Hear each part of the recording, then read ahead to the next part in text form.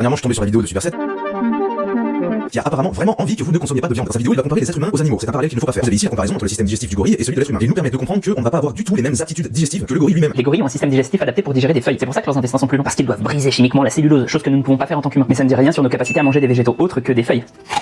Mais le pire, lorsqu'on vous incite à ne pas manger de protéines de source animale, c'est que ça va littéralement perturber vos hormones thyroïdiennes. La conclusion de cette étude a clairement prouvé que les individus ayant consommé moins de protéines animales se retrouvaient en hypothyroïdie. Je trouve ça trop bizarre de dire les gorilles ce sont pas des animaux comme nous, donc on peut pas transposer les résultats aux humains, chose que je trouve à peu près vraie. Mais de l'autre côté, citer une étude sur des rats qui sont encore moins des animaux comme nous et dire crois-moi bro. C'est-à-dire que leur métabolisme avait eu tendance à baisser drastiquement, ce qui avait également nuit littéralement à leur composition corporelle. C'est-à-dire que les individus dans l'étude faisaient plus de gras et avaient moins de masse musculaire. L'étude ne dit pas du tout les choses qu'il raconte lui. Dans l'étude, c'est une comparaison d'un régime sans protéines tout court face à un régime avec des protéines. C'est assez grave de faire une réaction debunk sans avoir même lu le papier de recherche qu'on cite. Parce qu'ici, il va faire croire que les protéines animales sont absolument indispensables pour une santé thyroïdienne au top, alors que c'est l'inverse de ce qui est retrouvé dans la recherche. À savoir que les diètes végétaliennes sont généralement associées à une meilleure santé thyroïdienne. Le problème à faire peur avec cette paranoïa antivégétale qui s'installe, c'est qu'on peut vraiment dégrader leur santé à long terme. Accumuler autant d'erreurs alors qu'on dit sans référer à la science, ça a des conséquences. S'il vous plaît, essayez d'éviter de jouer avec des sujets si sérieux pour faire votre business, ce serait cool. Et abonne-toi pour plus de faits scientifiques vérifiés.